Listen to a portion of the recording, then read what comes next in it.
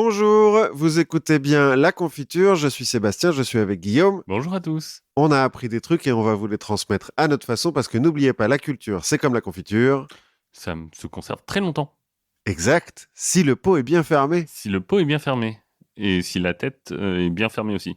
Vaut mieux avoir la tête fermée, on va en parler un petit peu de mon côté. Exactement. Il faut pas avoir de fuite, quoi. Voilà, justement, de quoi allons-nous parler En aujourd'hui, parlant de Guillaume? fuite, on va parler marine un petit peu D'accord. et ensuite on va parler d'un éminent religieux. Ouais, alors, on va voir que religieux, faut le prendre avec des pincettes, hein. Et du coup, c'est moi qui commence et je voulais te faire deviner de qui j'allais parler Ben, en te citant pas un épitaphe, mais quelque chose qui l'a inspiré, cet homme, puisqu'on parle d'un homme. Si je te dis « Salut à ta mémoire, de tes exploits tu remplis l'univers, ton seul aspect commandait la victoire, et sans rival tu régnas sur les mers. Jusqu'au tombeau, France-mère adorée, jaloux et fier d'imiter sa valeur, nous défendrons ta bannière sacrée sur l'océan qui fut son champ d'honneur. Ça fait beaucoup de marins qui peuvent Ouais, mais c'est le plus grand. correspondre. Le plus grand marin. Ah bah oui, c'est le plus grand. Est-ce que ça a un rapport avec tes origines? Peut-être, un petit peu. Un petit peu. Puisque, effectivement, je vais parler d'un héros français. Ah, Enfin, français, on verra. D'un des hommes à qui nous devons non seulement la survie en tant que nation, mais aussi un petit peu la grandeur éternelle. ah ouais, carrément. Et pourtant, c'est pas gagné parce que il est né en Espagne. Ah oui, donc un Français. Ouais, français de papier, Oui, voilà. comme on dirait maintenant. Il est né en Espagne un 21 octobre 1650, Mhm. qui correspond vaguement à la date de sortie de cet épisode. Le 21 octobre. Je crois qu'on sortira le 22 octobre. Voilà. Donc Voilà, pour les 370 et 71 ans. c'est ça. Et donc, je veux parler de l'illustre Jean Bart. Ah, enfin. Enfin, Parce qu'il faut le savoir, Guillaume vient de Dunkerque exactement. et Jean Bart est un héros dunkerquois. Donc Jean Bart, il est né donc au cœur de l'Espagne en 1650, donc à Dunkerque. Ah bah oui. Mais oui, puisque à ce moment-là, et depuis environ la fin du XVe siècle, le comté de Flandre est sous la gouvernance des Habsbourg. Qui, comme leur nom l'indique, sont espagnols. Exactement. On va voir, il y a des Juan Rosé d'Autriche et des trucs comme ça qui vont se balader. Ils ont des noms assez cool. Pour être un peu plus précis, à ce moment-là, au moment de sa naissance, on est sous le règne de Philippe IV d'Espagne, qu'on appelle le roi planète. Le roi planète, ok. Exactement. Mais en fait, c'est un peu con parce que en face de lui, il a le roi soleil. Oui, ce qui du coup Bah ouais, le met un peu en dessous. ouais, Quoi. c'est ça. T'as peut-être le roi satellite, le roi Le roi météorite. Exactement. Le roi ceinture de météorite. Ouh. Et ça va me permettre aussi de faire un petit aparté sur l'histoire de la région à ce moment-là, qui est assez intéressante. Enfin, en tout cas, ça bouge. Il se passe des trucs à Dunkerque en 1650, pas, contrairement peut-être à 2020, mais j'ai le droit de dire plein de trucs de mal sur Dunkerque, je viens de là-bas. Donc vers 1650, Dunkerque, c'est une ville espagnole, donc sous la coupe des Habsbourg, mais ça va pas durer, puisque ce joyau urbain attire les convoitises de tout le monde. Bien sûr, bah c'est quand même. Tout le monde veut avoir Dunkerque. Exactement. Et il faut dire que la France et l'Espagne sont en guerre depuis 1635. Mhm. Il va y avoir quelques guerres aussi dans cet épisode. Et que Louis XIV a pris le contrôle du pays. Alors lui, c'est 1653, après la Fronde, où il va affirmer son pouvoir. Mhm. Donc, il part à la conquête des Flandres. Deux généraux qui vont s'opposer. Hein. D'un côté, on a Turenne, Le français, le français. Et de l'autre côté, on a le Grand Condé, qui est français aussi. qui est a priori. français aussi, mais qui se bat côté espagnol, parce qu'en fait, il était plus ou moins à la tête de la Fronde. Ah, oui. Et quand ça s'est mal passé, ça s'est mal passé. Donc, bon. Normal. Donc, en 1656, Turenne a tenté de prendre le Hainaut. Le Hainaut. Le Hainaut, c'est la région de Valenciennes. C'est le... Ah ouais, donc aussi une région riante, quoi. Exactement. Là, on remonte dans le nord. Donc, Turenne a tenté de prendre le Hainaut. Condé a résisté. Et du coup, comme la guerre stagne un peu, Louis XIV va décider de réaliser l'impossible, puisque la France va s'allier à l'Angleterre, Ah, j'ai des palpitations. dont les troupes vont être menées par un certain Édouard Montagu, qui va devenir premier comte de Sandwich et arrière-grand-père de De l'inventeur du sandwich. l'inventeur du sandwich. Et Montagu, comme dans Roméo et Juliette. Alors, je crois pas, parce qu'il n'y a pas de E. Oui, bon, enfin, Bon, ça, c'est ouais. des histoires de graphie, quoi. Oui, c'est ça. Donc, le siège de Dunkerque va commencer le 15 mai 1658. Les Espagnols, qui sont fiers et ombrageux, comme à leur accoutumée, vont pas se laisser faire. Et leur commandant, donc le fameux Juan José d'Autriche, va lancer ses troupes au secours de la place. Donc, Mhm. il envoie ses troupes qui remontent vers Dunkerque.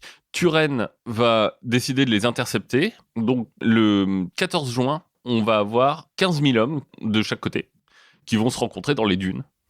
À Dunkerque, beaucoup de choses se passent dans les dunes. Donc, on appelle ça la bataille des dunes. Et malgré une lutte acharnée de Condé, un peu moins des Espagnols de ce que j'ai pu comprendre, mais les troupes de Condé se tiennent très bien. Mais c'est finalement les Franco-Anglais qui vont remporter la bataille. Bon, les Franco-Anglais perdent 400 hommes, mais côté ibérique, on perd 1000 hommes et 4000 prisonniers. C'est pas énorme, au final. Non, c'est un tiers de l'armée qui est capturée ou morte. Oui, non, mais 400 hommes, ça fait 1400 morts pour 30 000 soldats dans le truc. C'est, Oui. en pourcentage, c'est pas beaucoup, quoi. Oui, je pense qu'il y avait beaucoup de tirs au flanc. Ça doit être ça. Ah, j'ai entendu une théorie qui dit qu'en fait, la plupart des soldats, jusqu'aux entraînements modernes de soldats maintenant, où on les entraîne à faire du tir réflexe, c'est qu'avant, en fait, les soldats n'ont pas vraiment envie de tuer des gens et ont tendance à tirer au-dessus des têtes.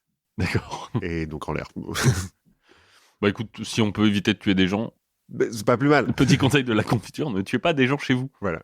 Donc le 25 juin 1658, les troupes de Turenne rentrent dans la cité dunkerquoise, qui a déposé les armes après son siège. Donc, espagnole le matin, Dunkerque devient française à midi. Très bien. Mais cette journée qu'on appelle la folle journée, en tout cas on l'appelle comme ça à Dunkerque et sur Internet, va pas s'arrêter là, puisque dans la foulée, Louis XIV va donner Dunkerque à Olivier Cromwell, L'anglais. l'anglais, en remerciant. Comme ça. Voilà. Oh, écoute, c'était cool et tout. Il y en a qui envoient un bouquet garni. C'est ça, tiens, je te donne Dunkerque. Espagnole le matin, française à midi, et Dunkerque se couche anglaise le soir. Cool.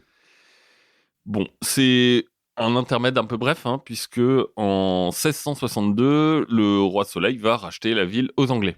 Ah, il l'achète. Ouais, il l'achète. Ce qui va mettre d'ailleurs en colère une partie d'entre eux au Parlement anglais. Il y a des gens qui sont pas très contents de vendre Dunkerque. Pourquoi ? Bah, déjà parce que la ville, elle est assez stratégiquement située. Oui. En termes de point de passage, entre la mer du Nord et la... Pour ceux qui voient pas, Dunkerque, vous prenez la France, c'est au nord. C'est la pointe en haut. C'est la pointe en haut, il n'y a pas plus au nord.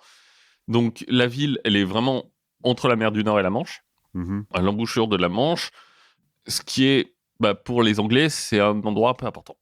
Ouais, et puis ça leur fait une tête de pont sur le continent. Oui, mais ils en avaient déjà à l'époque. Je crois qu'ils avaient Calais. Ah ouais. Le commerce maritime européen passe en partie par Dunkerque, ou en tout cas passe devant Dunkerque. Parce que en fait, l'entrée dans la ville en bateau est assez compliquée. Ok. Il faut naviguer entre des bancs de sable. Ah bah oui, les dunes. Les fameuses dunes. Les fameuses dunes, il y en a sous l'eau, donc ça fait une sorte de piège naturel pour les gens qui connaissent pas. Donc c'est un bon repère en fait. C'est un peu la définition d'un repère de pirate, quoi. Un petit peu. Et justement, c'est pour ça que la ville va un peu développer sa spécialité, puisque ça va être la ville des corsaires. Normal. C'est bien, les corsaires, tu penses à Port-au-Prince et tout, Ouais, les îles des Caraïbes, et puis Dunkerque. Et puis Dunkerque, la plus grande ville de corsaires de France, voire du monde. Et les Anglais se disent, en fait, c'est peut-être cool de les avoir avec nous. Pas faux. Plutôt que au milieu de nos routes commerciales. Ouais. Donc, ils sont pas très contents, parce que la ville, apparemment, c'est une ville au moins de naufrageurs depuis très longtemps. À Dunkerque, il y a alors, je sais pas très bien si c'est une légende ou pas, mais il y a une tour qui s'appelle la tour du Leugenard. Leugenard, en flamand, ça veut dire menteur. C'est une tour qui servait de faux phare. Ah ouais, c'est un phare, genre c'est bon, vous pouvez passer, Ouais. et en fait, il y a une dune juste devant. Voilà, et en fait, tu te naufrages et on vient piller ton bateau, quoi. C'est une façon de faire du commerce. C'est ça. Mais c'est vraiment avec la guerre de 80 ans que tout va vraiment se moderniser en termes de... La guerre de 80 ans. Oui, alors je vais pas le rappeler pour toi, mais pour nos auditeurs. Voilà. La guerre de 80 ans commence en 1538 Et c'est une guerre de sécession des Pays-Bas entre les Provinces-Unies protestantes au nord et les terres espagnoles et catholiques au sud. Ok. En gros, les Flandres restent espagnoles et ce qu'on appelle les Pays-Bas aujourd'hui deviennent les Provinces-Unies. D'accord. Et Dunkerque, c'est même si c'est plus espagnol, c'est directement voisin. Enfin, à l'époque, c'est espagnol d'ailleurs. C'est directement voisin d'une puissance étrangère qui lui fait la guerre, qui lui fait aussi la guerre sur la mer. Donc, on est en plus dans une zone qui est un peu floue parce que quand tu as une guerre civile, comment tu fais pour savoir qui est vraiment un pirate, qui est un corsaire? Parce que côté batave, les lettres de course, elles sont données par Guillaume d'Orange, par exemple. Mais lui, officiellement, c'est un rebelle. Oui, il a pas de légitimité. Donc, en soi, ces lettres de course valent pas grand-chose. Enfin, en même temps, les lettres de course, elles valent que pour les gens de ton pays, quoi. Et tes alliés, à la limite, mais... Ouais, après, t'es traité un peu différemment aussi quand t'es capturé. Et que t'as une lettre de course? Ouais, bon, alors tu fais de la piraterie, mais ça va, t'as un permis, donc... oui, c'est la différence entre un assassin et un soldat, quoi. Oui, certes. T'es traité un peu différemment. Mais donc là, c'est Guillaume d'Orange qui, lui, est pas officiellement un dirigeant, ou la Compagnie des Indes des Pays-Bas qui est en train de naître et qui, eux aussi, donnent des lettres de course. Bah écoute, ils vont bien faire des génocides, donc pourquoi pas? Donc en fait, on a des sortes de bateaux qui sont mi-pirates, mi-corsaires, on ne sait pas vraiment. Pour eux, on va inventer un terme, le terme de flibustier. Ah ouais? Ouais, donc flibustier, c'est des pirates hollandais à la base. Ah d'accord. C'est pas, là aussi, pas le rhum, les Caraïbes, oui, tout ça. Non, là, les flibustiers, à la base, c'est des Hollandais. Les croquetaines et les tulipes. Exactement. Et donc, ces foutus Hollandais, ils vont faire le siège de Dunkerque. Et eux, ils considèrent tout bateau comme un bateau pirate. Ils tuent tout le monde. Ça risque pas de se tromper. Au contraire, les Espagnols, eux, ils vont codifier l'activité des corsaires dans le Nord. Ils vont établir des règles sur comment on se partage le butin. Par exemple, on garde un tiers pour l'équipage. Bah, ça, c'est... Alors, moi, dans la piraterie, normalement, c'est tout... Enfin, c'est par part. Le capitaine a plus de parts que les autres, mais tout le monde a du butin. Ouais, là, c'est un tiers pour l'équipage, un tiers pour le capitaine, un tiers pour l'armateur. Ah bah oui, du coup, il y a les armateurs. Bah sûr. oui. Des capitalistes qui foutent rien et qui attendent les dividendes. Exactement. On va investir dans la piraterie, ou dans les corsaires. On va commencer à ce moment-là à voir apparaître quelques premiers grands personnages. On va avoir un corsaire qui s'appelle Jacques Collard. Rien à voir avec Gilbert, je pense. Qui est pourtant ça s'écrit pas pareil. Un pirate du barreau. Jacques Collard, en 1628, il va couler 80 bateaux hollandais. Ah oui. 89 en 1635.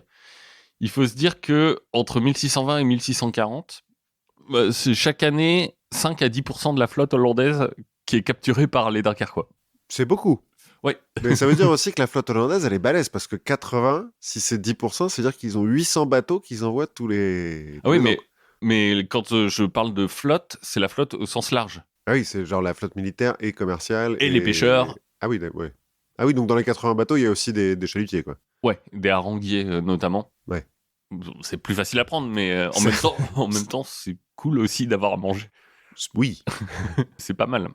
Au moment qui nous intéresse, donc après 1658, les Espagnols dirigent plus la ville, elle est anglaise, et les corsaires vont naturellement se tourner vers leurs anciens ennemis, les Hollandais, qui sont en fait un peu leurs frères, parce que on parle la même langue, on habite l'un à côté de l'autre, finalement, t'as des Hollandais qui viennent un peu donner des cours à Dunkerque et vice-versa, enfin, il y a beaucoup de mélanges. Ouais, c'est ça, t'es voisins. Et on se dit, finalement, pourquoi pas bosser avec eux? Après tout, maintenant, on n'est plus en guerre. Eux, ils ont un avantage par rapport aux Dunkerquois qui sont très locaux. Eux, ils ont la Compagnie des Indes. Donc, c'est aussi des marins qui ont vu un peu le monde. Cette mer. Exactement. Donc, c'est aussi sympa d'apprendre avec eux. Donc, revenons à notre Jean Bart. Et autant te dire que lui, c'est pas vraiment un étranger. Hein, c'est un mec qui n'est pas complètement en dehors du monde de la course. Hein. Genre, il est né sur un bateau. Alors non, mais dans sa famille, on va trouver un Cornil Veus, qui est vice-amiral espagnol. Comme son nom l'indique. Comme son nom l'indique. Et d'ailleurs, lui, il a appris le métier d'un certain Antoine Bar, C'est marrant parce que c'est côté père et côté mère, mais ils ont déjà. Enfin, remarque, tu vas me dire, à mon avis, dans la marine à Dunkerque. Enfin, Ils s'appellent tous pareil. Non, mais je pense que c'est pas un monde non plus très très grand. Ouais, il y a des chances.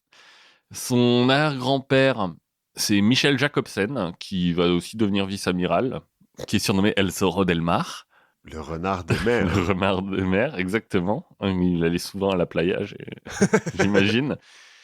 Lui, il a gagné ses galons en ramenant l'armada espagnole au moment où ils ont tenté d'envahir l'Angleterre. Ah, et qu'ils ont eu une énorme déroute. Comme tous les gens qui ont tenté d'envahir l'Angleterre, mais lui, il était là pour dire, bon, je vous escorte son chemin du retour. Je vous ramène, les gars, parce que vous êtes pris une branlée. Voilà, les oncles de Jean Bart donc, se sont fait sauter dans leur bateau ou sont morts au combat, plutôt que de se rendre. Hein. Et son père, qui s'appelle Jean Cornille, un joli prénom qui est malheureusement tombé en désuétude, il est second sur un bateau. Donc, il y a des légendes qui veulent que Jean Bart ce soit un humble fils de pêcheur. Ouais, non. Non, c'est plutôt l'héritier d'une longue tradition de... Après, peut-être qu'ils allaient à la pêche le dimanche, les mecs, oui, on sait pas. Quoi. Oui, peut-être. Mais lui, il baigne là-dedans depuis qu'il est petit. Hein. En 1662, deux choses se passent d'important pour Dunkerque. Donc, on a le rachat, dont on a déjà parlé, qui va se concrétiser par la visite de Louis XIV le 2 décembre. Il vient lui-même à Dunkerque voir, il fait le tour du proprio. Quoi. J'ai racheté la ville, bon, à quoi ça ressemble. Je vais regarder, là, il faudra boucher les trous, hein, quand même. On fait l'état des lieux, quoi. Mais c'est aussi l'année où le petit Jean va avoir 12 ans. Mm-hmm. Et 12 ans, il ne s'agirait pas de fainéanter. Bah... Donc, il va s'engager comme mousse sur un bateau de contrebande. Oui, parce que j'allais dire, on en a déjà vu des mecs qui ont commencé à 12 ans sur des bateaux. Oui. Pas forcément sur des bateaux de contrebande, mais... Et en fait, il a plutôt de la chance parce que le capitaine, c'est un habitué de la haute mer, qui est un ancien pilote des bâtiments du roi. Et c'est un homme qui est assez instruit. Par exemple, il connaît l'astronomie. Ouais, enfin, en même temps, il est marin, quoi. Ouais, mais quand tu cabotes, je pense que les pêcheurs connaissent pas forcément. Donc, il va commencer à pouvoir faire son éducation aussi de ce côté-là. En 1666, ce qui devait arriver arriva. Hein. La France et l'Angleterre rentrent en guerre. Enfin, reviennent à leur état naturel. Changement d'alliance. Donc, à ce moment-là, les Hollandais deviennent nos amis. Ah ouais. Et du côté de notre héros, c'est non seulement l'année où va mourir son père, mais c'est aussi le moment où il va s'engager dans l'armée. Il a 16 ans, il est temps. En l'occurrence, il va rentrer comme matelot à bord du 7 Provinces. Et le 7 Provinces, donc c'est un bateau hollandais. Donc je fais une petite traduction du nom. Oui. Et c'est pas n'importe lequel, puisque c'est le vaisseau de l'amiral Michel de Ruyter. Et alors, il est connu... il est amiral, déjà. Oui, en termes d'importance du bateau, c'est... Oui. C'est pas mal. Il va remonter la Tamise. Pour attaquer Londres. Pour attaquer Londres, exactement. Parce que, pourquoi pas. Et il va gagner ses galons en impressionnant l'amiral jusqu'à obtenir un brigantin, donc un petit bateau, qui s'appelle le Canard Doré. Qui n'est pas le nom le plus fou pour un bateau, mais... Non, mais bon. Le problème, c'est que en 1672, Louis XIV va déclarer la guerre à la Hollande. Il aime bien faire la guerre, Oui, Louis XIV. Ce qui fait que pour Jean Bart, ça lui pose un petit problème, vu qu'il est sur un bateau militaire hollandais. Il peut pas trop rester. Mais du coup, lui, il se sent français. Lui, parce qu'il parle flamand, du coup. Il parle flamand, ouais. Lui, je pense qu'il sent dunkerquois, surtout. Et à ce moment-là, Dunkerque est français. Et à ce moment-là, Dunkerque est française. Lui, il peut pas rester comme second lieutenant. Là, il est second lieutenant sur un bateau de guerre. Donc, il rentre à Dunkerque et c'est à ce moment-là qu'il découvre la guerre de course. Enfin, qu'il découvre. Voilà. Enfin, qu'il se lance dans la guerre de course. Ouais. D'abord, il est second en 1673, puis il va devenir commandant de son propre bateau. Le roi David et ses 2 canons. 2 canons ? 2 canons. Oui, c'est quand même pas non plus un vaisseau... Non.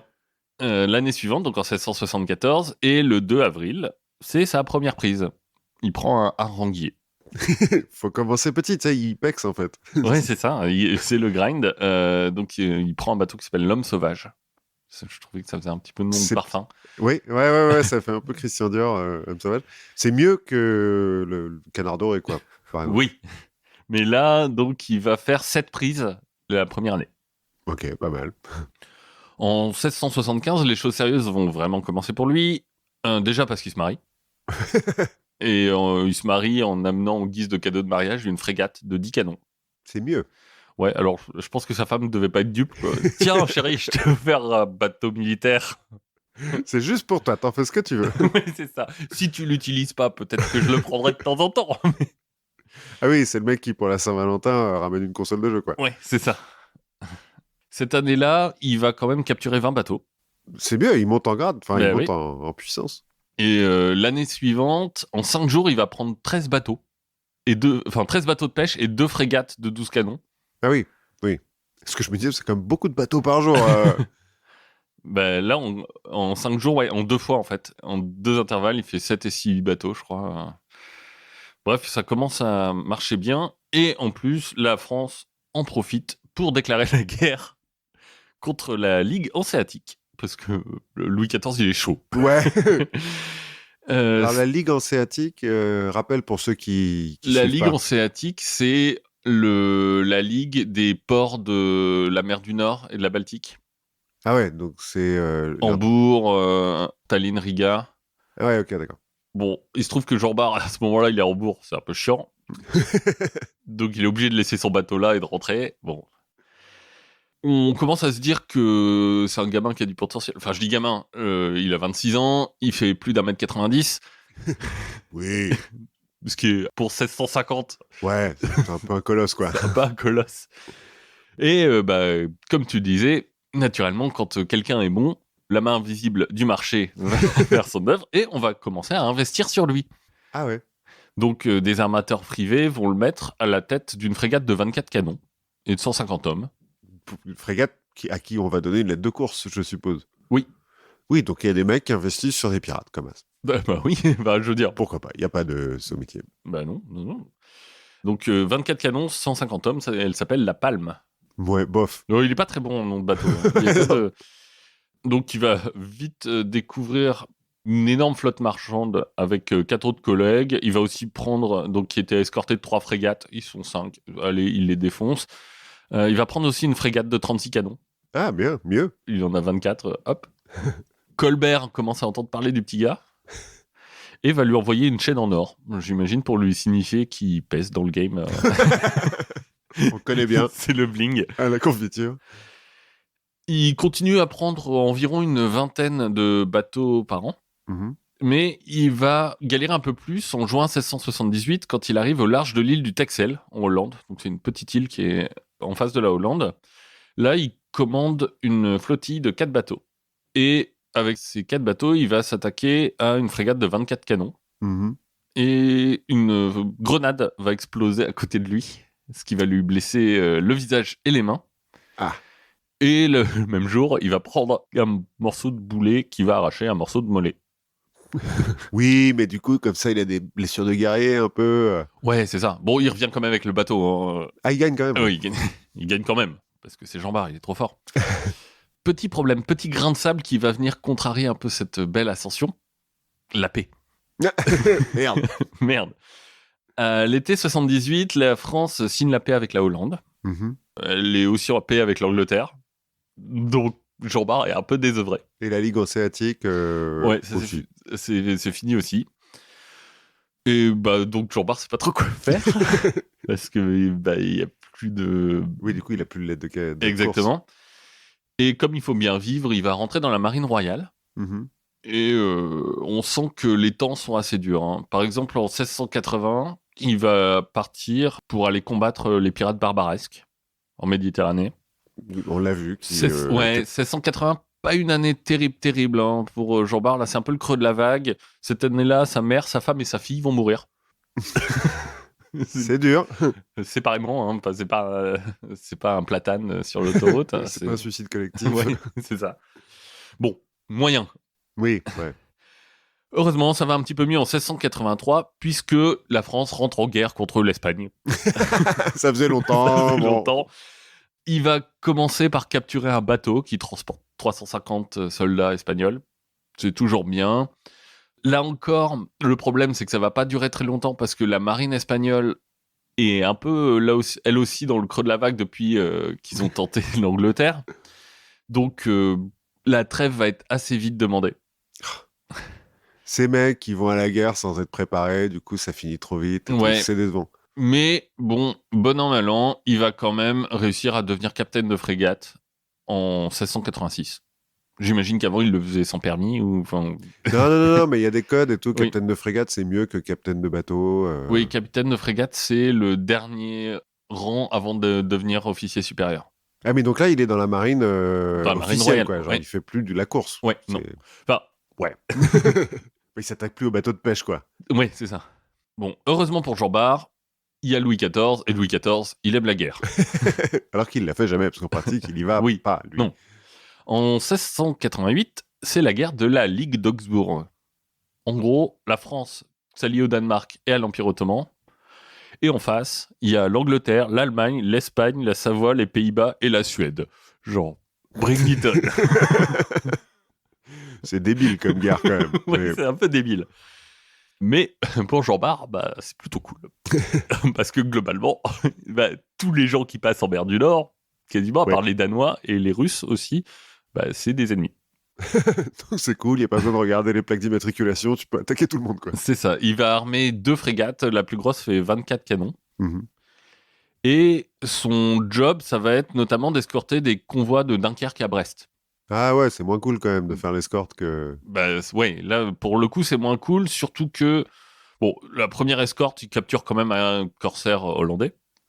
qui passait par là. Qui essayait de l'attaquer. Donc, mec. Le problème, c'est que sur la deuxième, alors qu'il escorte 20 bâtiments, à proximité de l'île de Wright, il va tomber sur 2 vaisseaux qui ont 50 canons chacun. Ouais, ça fait beaucoup. C'est un peu trop gros pour lui. Il va se battre, mais il va être obligé de se rendre. Et donc, notre Jean Bart se retrouve à Plymouth, en prison. Il va commencer par convaincre un matelot belge de lui filer une lime. Ok. Ce qui va permettre de commencer à scier ses barreaux. Alors, il le fait pas trop vite parce qu'il a quand même pris très cher dans la bataille, donc il est un peu blessé. Donc, il se dit, je vais essayer aussi de me guérir un peu avant de tenter. Mais finalement, il scie ses barreaux. Il va réussir à convaincre De Moos d'aller voler un canot à un capitaine norvégien qui était ivre-mort, apparemment. Ouais, ça arrive. Et il va, donc, avec le capitaine de l'autre frégate qui servait d'escorte, ils vont finir par s'évader dans une barque. Ils vont passer quand même au milieu de la flotte anglaise. Hein. Mais avec leur canon, parce qu'ils ont piqué un canon, du coup. Un canot. Ah. Une barque. Ouais, j'avais compris un canon, j'étais là, mais qu'est-ce qu'il va faire avec son canon? Non, il pique une barque et du coup, bah, il navigue au milieu de tous les bateaux. Et comme il parle anglais, Jean Bart, quand on lui dit, mais vous êtes qui, qu'est-ce que vous faites? Il répond Fisherman. Et il continue. Il va ramer comme ça pendant 48 heures avec les 2 mousses. Et ils vont arriver finalement près de Saint-Malo. Écoute, ça fait un petit peu bande dessinée en fait, Tintin, oui. tu vois. Où là, il apprend qu'on a déjà annoncé sa mort. Bon, pour ça, il va être quand même fait capitaine des vaisseaux du roi.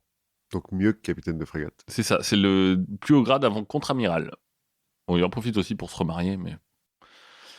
1691, on a une quarantaine de navires anglais qui font le blocus autour de Dunkerque.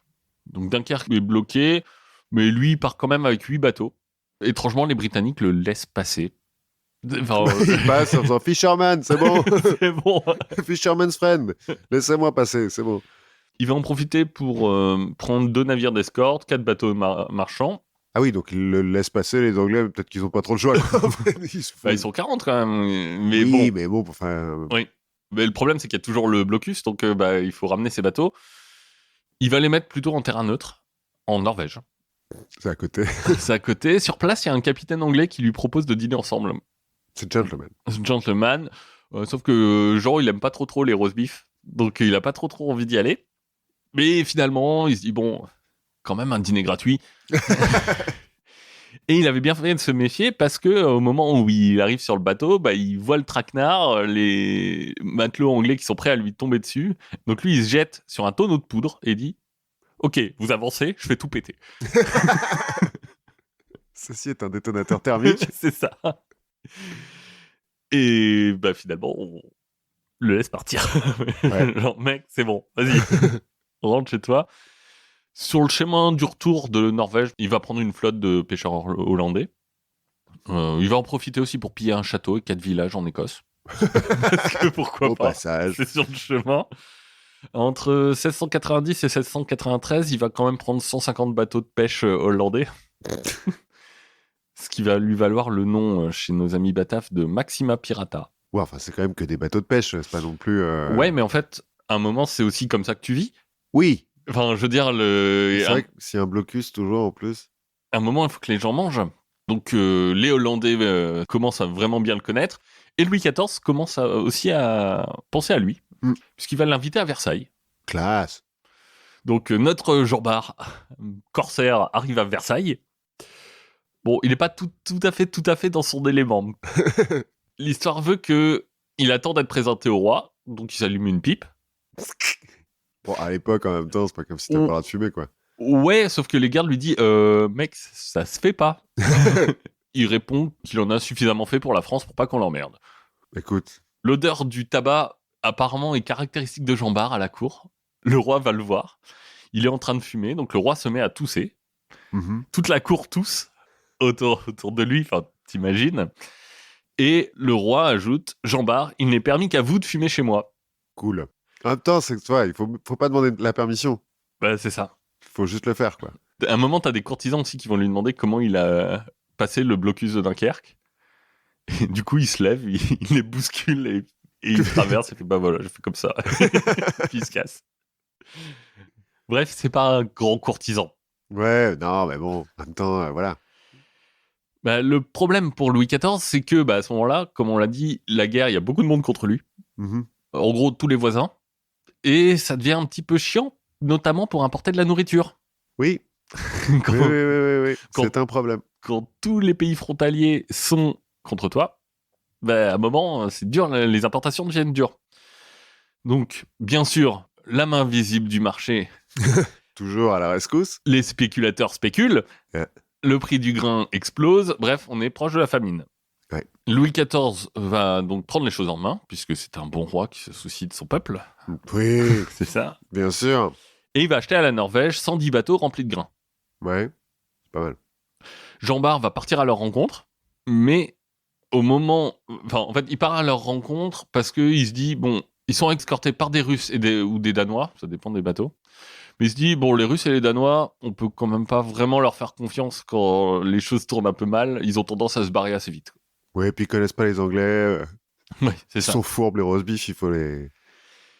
Et il fait bien parce qu'il part avec 5 frégates et quand il arrive, la flotte a été prise. Ah. Elle est escortée par 8 navires de guerre hollandais. Donc ils ont beaucoup plus de canons que lui. Je crois que c'est genre 400 canons contre 250, un truc comme ça. C'est marrant comme le nombre de canons, c'est vraiment les niveaux, quoi. Ouais, c'est ça. Genre, je suis niveau 12, tu peux même pas tenter, quoi. Donc 8 bateaux, lui il en a 5, mais on peut pas priver la France de son pain. Donc il attaque quand même. Lui, Jean-Bart, il vise le bateau dirigeant en face. Genre, duel. En face, c'est le bateau d'un amiral. Et l'amiral dit « Ok, j'arrive. » Ok. Duel des chefs. C'est ça, une demi-heure de combat sur le bateau amiral. 700 hommes qui se battent dessus.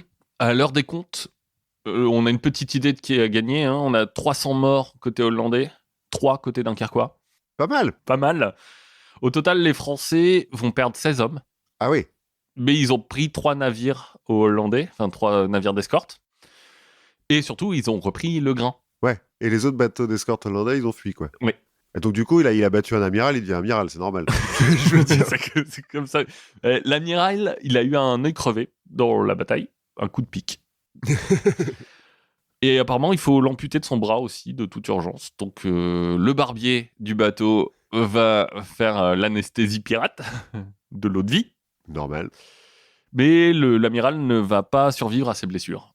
Mais il dira, bon, je n'ai aucun regret, j'ai assisté à une belle fête. C'est un petit côté noble et tout. Il meurt au champ d'honneur. Enfin bon, c'est la merde. Ouais. Mais... Jean va donc envoyer son fils, qui s'appelle François Cornille. Qui s'appelle pas Bar. Bon. Si, ça c'est son prénom, François Cornille. Ah oui, ok, logique. Il va l'envoyer annoncer la victoire au roi. Et en fait, ce qui est drôle, c'est que son fils est un peu comme son père, c'est-à-dire que quand il arrive voir le roi, le parquet est hyper ciré, il manque de se casser la gueule et il tombe dans les bras du roi, qui dira « Messieurs Barre sont meilleurs marins qu'écuyers ». Oui, non mais c'est pas c'est quand tu passes trop de temps sur la mer, après t'as le mal de terre et tout. Ouais. C'est ça. Donc Jean va recevoir la croix de chevalier de l'ordre de Saint-Louis et il va être anobli. Ah, bien. C'est un peu aussi un tournant pour l'histoire de Dunkerque parce que, en fait, finalement, Dunkerque, via les corsaires et Jean Bart, a sauvé la France de la famine. Rien que ça. De la famine. Non, mais en fait, c'est important parce que, si tu veux, là, on est en, je sais plus, on est en 1683 ou quelque chose comme ça. Dunkerque est français depuis 20 ans. Mmh. Et avant, ça n'a jamais été français. Ouais, c'est assez récent, quoi. Ouais. Donc, si tu veux, c'est un peu le moment qui cimente l'appartenance de la France, enfin de Dunkerque à la France. Mmh. J'ai cru que tu allais dire l'appartenance de la France à Dunkerque. Ouais, c'est ça. C'est le moment où, en fait, à partir de là, il n'y aura plus jamais de doute. Enfin, Dunkerque. Oui, Dunkerque est français, même si c'est un nom à la con. C'est ça. Et c'est une reconnaissance réciproque. Tu vois, les Dunkerquois sont français, ils sont hyper fiers de ça. Enfin, tu vois, le Jean Bart a sauvé la France de la famine. Ouais, c'est pas juste Jean Bart a sauvé Dunkerque, quoi. C'est Jean Bart a sauvé toute la France, donc tout le pays. Oui, c'est ça. Et ça, tu l'entends, enfin, à Dunkerque. Ouais, puis du coup, je suppose que quand les mecs arrivent dans d'autres régions, ils font « Ouais, je suis Dunkerquois, tu connais Jean Bart ?» Bah bien sûr, attends, on boit des coups tous les jours. Ouais, c'est ça. Bon, il parle pas français sinon, mais bon. Ouais, mais bon. En 1696, il remet ça avec un autre exploit presque aussi retentissant. Il se rend dans la région encore de l'île du Texel. Ça lui réussit plutôt bien. Et il va tomber sur une flotte de 112 navires marchands. Ah ouais. Escorté par 5 navires hollandais. Cette fois-ci, lui, il a 7 frégates. Il a un équipage de corsaires à qui il fait confiance. Bref, il est à peu près sûr de gagner. Il gagne. Problème, il voit une flotte arriver de 16 bâtiments anglais. Là, il se dit oh. Finalement, il va quand même réussir à revenir avec 25 bateaux. Sur 112 bon, c'est déjà pas mal. Il en a brûlé 25 aussi. Bon, il revient, il force le blocus, encore une fois. Ah, c'est toujours le blocus. Oui, ça a pas l'air de trop le faire chier, le blocus. C'est peut-être pas très bon, blocus, les Anglais. Il devient chef d'escadre de la province de Flandre. Okay. Et il y a, je crois que c'est dans une pièce de théâtre où on retranscrit ça, où Louis XIV lui dit « Je vous fais chef d'escadre » et lui dit « Sire, vous faites bien. » Vous avez raison. Peu après, il va être chargé d'escorter le prince de Conti à Danzig pour en fait l'amener là-bas pour qu'il devienne roi de Pologne. La France le pousse comme prétendant à la couronne de Pologne. Donc on va donner à Jean Bart 10 bateaux, lui dit non, 10 bateaux c'est trop, on va en prendre 6, on va aller vite. Il va réussir à naviguer dans les eaux où il y a des ennemis partout, pour arriver à bon port, sauf que quand il arrive à bon port, la Pologne a déjà un roi.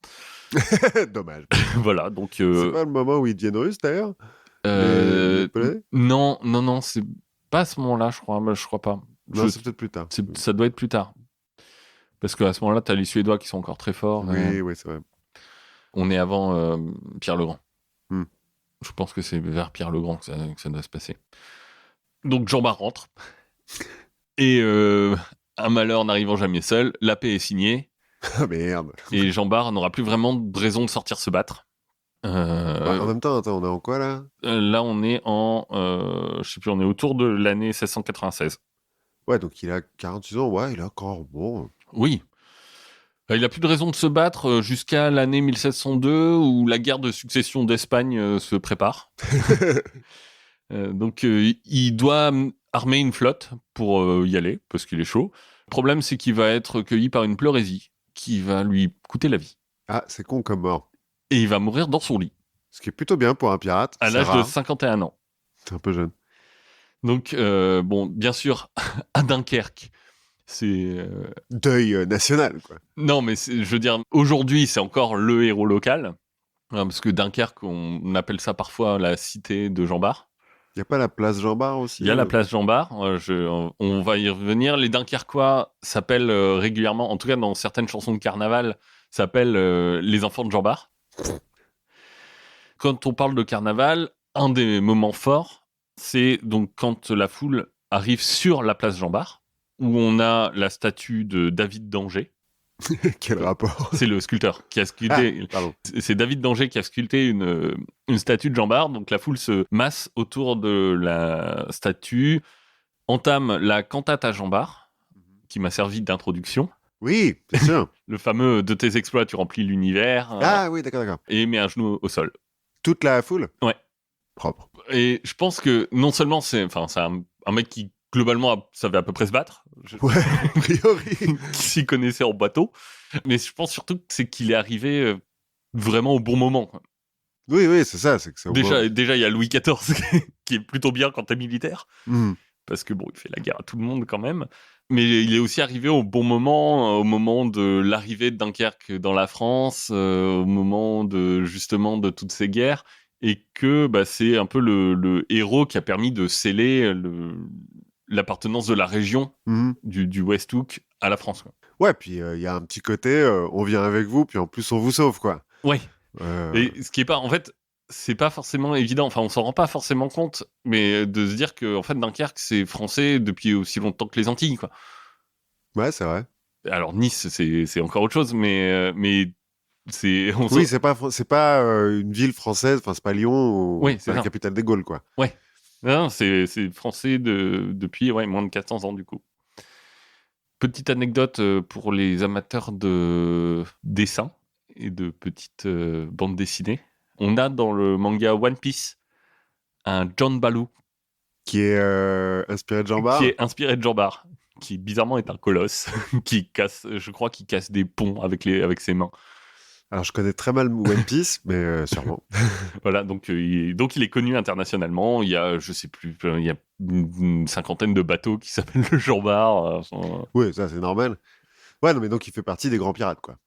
Il fait partie des grands corsaires. Il fait partie des grands corsaires. Et j'ai lu aussi que, en fait, si tu compares Dunkerque et Saint-Malo, parce qu'il y a certaines personnes qui pensent que Saint-Malo, c'est une ville de corsaires, je crois qu'il y avait 5 fois plus de corsaires à Dunkerque qu'à Saint-Malo. Ouais, en même temps, tu parlais des pirates barbaresques. À un moment donné, Alger, c'est une ville de pirates. Ah bon? Mais oui. Oui. Pendant des siècles. Quand on dit pirate ou corsaire, on pense assez rapidement à Saint-Malo. Ouais, mais c'est peut-être aussi parce que Saint-Malo, c'est les pirates du coup qui partent sur l'Atlantique. Oui. Alors que finalement, Jean Bart, c'est surtout la mer du Nord et la Manche. Ouais. Et ils iront pas dans les Antilles et tout ça. Et aussi, je pense que, mine de rien, tu as une bonne partie de cette histoire de tradition corsaire qui se fait avant que Dunkerque soit française. Oui, c'est vrai que les Pirates des Caraïbes, c'est un peu avant et ça. Alors, Surcouf, lui, c'est plutôt 18e, mais... Non, mais Francis Drake, c'est avant. Ouais. Et à ce moment-là, Dunkerque n'est pas française, donc je pense qu'on associe... Enfin, je pense qu'il y a pour ça qu'il y a un petit décalage entre les notoriétés des deux villes en tant que repère de... Non, mais c'est ça, en fait. C'est que surtout que dans l'imaginaire collectif, les pirates, c'est les Pirates des Caraïbes, quoi. Ouais. Donc, les ports de pirates en Europe, c'est ceux qui sont tournés vers l'Atlantique. Oui. Et pour ça qu'Alger ou Dunkerque, oui, bon, ok, mais... ok. C'est pas des vrais pirates, quoi. Eh bien, on va changer de siècle et de coin du monde. Oui. Parce qu'on va parler, donc, tu le disais, d'un religieux avec plein de guillemets et de précautions autour de tout ça. On va parler de Raspoutine. D'un Staresque. Staret, ouais. Staret. Alors, même ça, faut le dire vite. Hein. Oui. On va voir. Mais alors, pourquoi? Parce qu'en fait, la semaine dernière, alors que nous prenions le goûter avec les amis de Tartine la Culture, oui. Nous nous demandâmes si Raspoutine pouvait être considéré comme un gourou. Et c'est une bonne question que je me pose encore. Ben, moi aussi, ça m'a un peu taraudé, donc j'ai cherché. Et oui et non. D'accord. On va voir. On va voir que oui et non. Bon, alors, selon les références qu'on a, Raspoutine, c'est le méchant dans le dessin animé Anastasia. Oui. Ou l'homme qui a invoqué Hellboy sur Terre. D'accord. Ou le meilleur ami de Corto Maltese. Oui, ça dépend des références. Voilà. Mais alors, je vais vous dire tout de suite, aucun de ces 3 représentations... Parce que moi, bizarrement, tu me dis Rasputin, je pense à Lover of the Russian Queen. Benny B. Alors, ouais, il y a cette chanson aussi. Mais alors, pour le coup, c'est un petit peu plus inspiré du vrai Rasputin. Oui. Il y a aussi plein de chansons de métal. Genre, il est très métal, Rasputin. dans dans l'imaginaire, il est un peu, il est un peu dark, il est un peu. Ouais, parce qu'on pense au mage. C'est pour ça que dans Hellboy, voilà, c'est un espèce de magicien incroyable. Dans Anastasia aussi. Plus l'histoire de sa mort. On va en parler. Dont on va parler, j'imagine. À la fin, dans Corto Maltese, rien à voir. Hein. Le mec s'appelle Rasputin, mais rien à voir. Ils ont une vague ressemblance, mais ça n'a rien à voir avec le vrai Rasputin. Ils sont pas le même âge, ils sont pas. Il est pas russe. Si, le Rasputin de Corto Maltese, il est russe et il vient de Sibérie, c'est le seul point commun qu'ils ont. D'accord. Mais ils en parlent, il y a un album où ils en parlent d'ailleurs, et où le Rasputin, ami de Corto Maltese, dit non, moi j'ai rien à voir avec l'autre, c'est un fou. Alors, c'est juste on a le même nom. Quoi. Ouais, voilà. Qui est, on va le voir, en fait, un nom assez courant. D'accord. Dans ce coin-là. Mais donc, il est entouré de beaucoup de légendes. Rasputin, on oublie presque que c'est un vrai personnage historique qui a vraiment existé. Mm-hmm. Et donc, j'ai cherché un petit peu à voir sa véritable histoire. Ouh là là. Donc, le véritable Rasputin est né Grigori Efimovitch Rasputin, vers 1869, dans le village de Pokrovskoï, en Sibérie occidentale. Tu vois un peu Ouais. Oui, bah oui. Oui. Alors, c'est dans les contreforts de l'Oural, côté est de l'Oural, mais donc à l'ouest de la Sibérie. Donc, à l'époque, il n'y a rien, quoi. Il y a le transsibérien qui va arriver un peu plus tard, mais à ce moment-là, il n'y a rien. Ils vont être traversés par une course de bagnole à un moment. Ouais, un peu plus tard aussi, mais bon. Je dis vers 1869 parce qu'en fait, on n'a pas de trace écrite de sa naissance. Parce qu'il y a tellement rien. Bah ouais, en fait, en partie parce que les archives du coin ont un peu brûlé au moment de l'épisode soviétique. Et en partie parce que c'est à peine civilisé, en fait, tu vois. Donc, il y a un curé qui note un petit peu les mecs des baptêmes, mais de temps en temps, il est bourré et il oublie, quoi. Oui. En gros, il y a ses frères et sœurs sont notés dans le registre des baptêmes, mais après, les registres s'arrêtent en 1868 parce qu'on n'avait plus d'encre. Et il fallait se taper 3 semaines à dos de Rennes pour aller en chercher. Alors merde. Voilà. Donc, on sait pas trop. Mais a priori, 1869, je disais, le transsibérien, il va arriver dans la province, donc dans le chef-lieu du coin, une ville qui s'appelle Tiumen, en 1885. D'accord. Donc, mais vraiment rien. Oui. Ouais, non, rien du tout. Mais bon, c'est luxuriant. Tu peux vivre comme un chasseur-cueilleur. C'est la Sibérie, quoi, hein, quand même. Tu vois, ça a beau être la Sibérie occidentale, ça reste la Sibérie. Donc... Ça reste de la toundra, quoi. Ouais, un petit peu. D'ailleurs, ces 3 frères et sœurs, 4 frères et sœurs aînés, enfin 3 sœurs et un frère aîné vont tous mourir en bas âge. De froid. Alors, son frère, oui, il va mourir de pneumonie. Il va tomber dans la rivière. Bah oui. La légende veut que Rasputin ait sauté pour le sauver. Enfin, donc l'enfant Rasputin ait sauté pour le sauver, que lui aussi a chopé la pneumonie, mais il s'en est remis. Bon. Parce que lui, il n'est pas faible. Ouais, peut-être. Et puis, alors, du coup, la légende dit que c'est pendant les fièvres dues à la pneumonie qu'il a eu ses premières visions, trucs comme ça.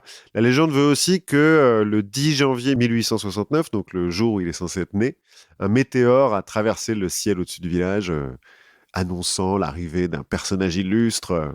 Oui, comme souvent. Voilà. Il n'est pas né avec des caillots de sang dans les mains, mais enfin, presque, quoi. Bon, forcément, on peut pas vérifier ça, hein, parce que, voilà. Les parents de Grigory, donc, sont fermiers, mais ils sont quand même propriétaires de leurs terres, de leurs chevaux et d'une charrette. Ce qui fait d'eux des gens aisés dans la région, plus ou moins. Pas tout à fait des bourgeois, mais bon, il grandit un peu dans la pauvreté, mais c'est pas non plus le moudjik de base qui est plus serre depuis 1861, mais qui est pas loin, quoi. Mais dans loin. les faits... Ouais, voilà. Donc, assez pauvre, hein. Donc, il va devoir aider à la ferme très vite, plutôt que d'aller à l'école. Bon, en même temps, comme il n'y a pas d'école dans le village... c'est ça. Parce que il y a toujours pas d'encre. On n'est toujours pas allé remplir l'encrier. Ouais, le mec, on attend qu'il revienne. 3 semaines de Rennes. Papa, il est parti chercher de l'encre il y a 3 ans. Il n'est pas revenu. T'inquiète pas, c'est normal, bientôt. 3 ans. Il va revenir. En revanche, il y a une église. Il n'y a pas d'école, mais il y a une église. Donc, ça suffit à l'éducation. Ouais, puis ses parents sont assez religieux, donc ils emmènent leur fils à l'église. Voilà. Donc, je disais, Rasputin, c'est un nom un petit peu courant dans la région. En fait, dans le village, il y a quand même 7 familles qui le portent, le nom de Rasputin. On s'est demandé en fait si c'était son vrai nom parce que Rasputnik, ça veut dire le débauché en russe. Et comme on va le voir, il va finir un petit peu sa vie dans la débauche. On s'est dit que c'était peut-être une façon de l'insulter. Oui. Mais en fait, Rasputier, ça veut dire le carrefour, la croisée des chemins. D'accord. Ce qui est un nom, finalement, pour un bled où, à part passer, tu fais rien, c'est un peu logique. Et du coup, il y a 7 familles qui ont le même nom. Est-ce qu'il n'y aurait pas un petit peu de consanguinité ben, quand tu es en Sibérie et qu'il n'y a rien d'autre autour? On ne sait pas, puisqu'il n'y a pas de... Il n'y a toujours pas d'encre. Il n'y a toujours pas d'archives, donc voilà. Mais bon. Enfin, en tout cas, ce dont on est à peu près sûr, c'est que c'est pas Sodome et Gomorrhe non plus, le village. Oui. Donc, ils sont pas tous débauchés, quoi. Non. A priori, c'est quand même tous la croisée des chemins. Bref. On ne sait pas grand-chose de vérifiable sur sa jeunesse. Ses ennemis vont dire qu'adolescent, il était alcoolique, bagarreur et voleur. Bon, en même temps, il est en Sibérie, il est russe, quoi. Il est russe, bon. Je veux dire, est-ce que c'est vraiment surprenant? Vous voyez Zangief, bon. Ouais, voilà. Ses admirateurs vont dire qu'il avait un pouvoir apaisant sur les animaux quand il était enfant, que très vite, il va avoir des visions, qu'il va être sujet d'apparitions mariales. Donc, il va voir beaucoup la Vierge Marie. La Vierge Marie, oui. Bon.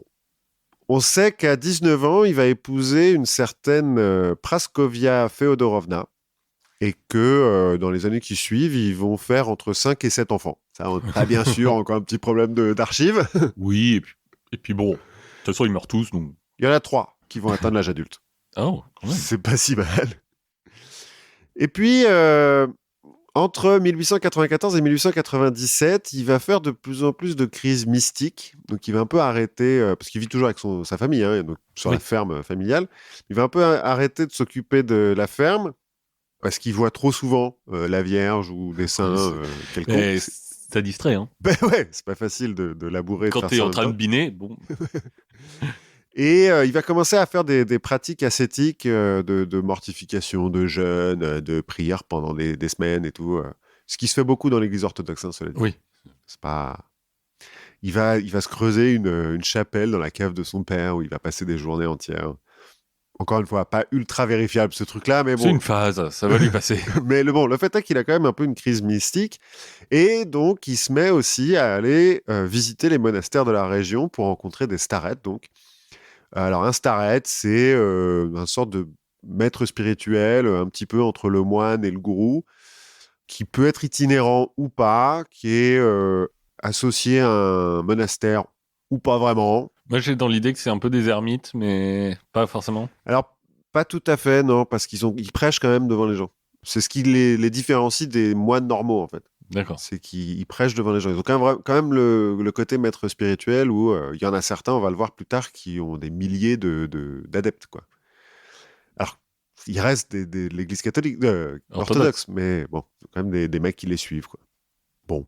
Et puis, donc, les pèlerinages de Rasputin se font de plus en plus longs. Il va aller à Kazan et à Kiev, où il y a des monastères un petit peu plus sérieux, où il y a des saints et tout, enfin des reliques de saints.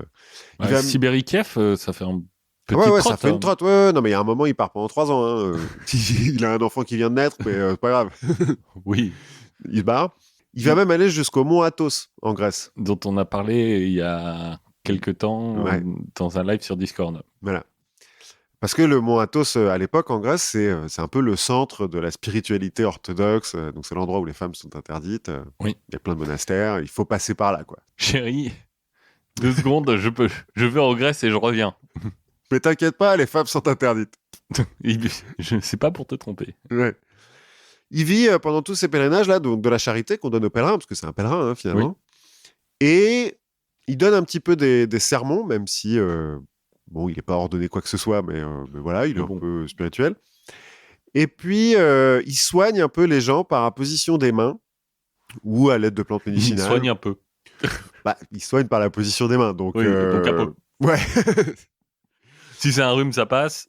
Oui, s'il faut amputer, bon. C'est plus compliqué, mais à cette période, il aurait aussi appris à faire de l'hypnose, et puis il fait un peu de la divination aussi, puisque donc il a un peu des transes régulièrement, souvent parce qu'en fait il mange pas à sa faim, donc ça aide, hein. finit par délirer. Et donc, on finit par croire qu'il peut prédire l'avenir. Il aurait fait de l'hypnose, pas tout à fait sûr. Mais bon, voilà. En gros, il survit un petit peu comme ça. C'est impossible de savoir, en fait, si c'est une vraie démarche spirituelle sincère. Et donc, c'est vraiment un espèce de saint qui prêche la bonne parole et à qui on donne à manger parce qu'il aide les gens. Ou si c'est un simple escroc, quoi. Oui, la frontière est... Ouais, de toute façon, est floue. Et puis, bah, c'est pas possible de savoir à ce moment-là s'il est sincère ou pas. Toujours est-il, c'est comme ça qu'il vit et sa réputation, en fait, commence à grandir. Alors, en Sibérie d'abord, puis finalement dans toutes les campagnes qu'il traverse, parce que donc il a ce côté un petit peu prophète, je vois l'avenir, parce qu'il soigne avec les mains, et puis parce que c'est un ascète et les ascètes sont respectés en Russie. Il est végétarien, il boit pas d'alcool du tout. En Russie. Wow, en Russie, en Sibérie. Ouais, voilà. Donc voilà, ça commence à se savoir et cette réputation va même atteindre les autorités religieuses et la bonne société de Saint-Pétersbourg, qui est à l'époque la capitale. À l'époque, la population russe est dans son immense majorité hyper superstitieuse. Parce que déjà, l'Église orthodoxe a un pouvoir assez prégnant sur la société, que dans la haute société, on s'emmerde quand même, comme beaucoup. Et la vague de l'occultisme du 19e siècle a bien touché la Russie. Donc, comme on reste orthodoxe, on mélange ça un petit peu, mais donc on fait de la franc-maçonnerie orthodoxe. Oui, on fait du Ouija avec des icônes. Ouais, voilà, des trucs comme ça. La théosophie aussi, comme Blavatsky et les Russes, ça va se répandre pas mal. Ouais.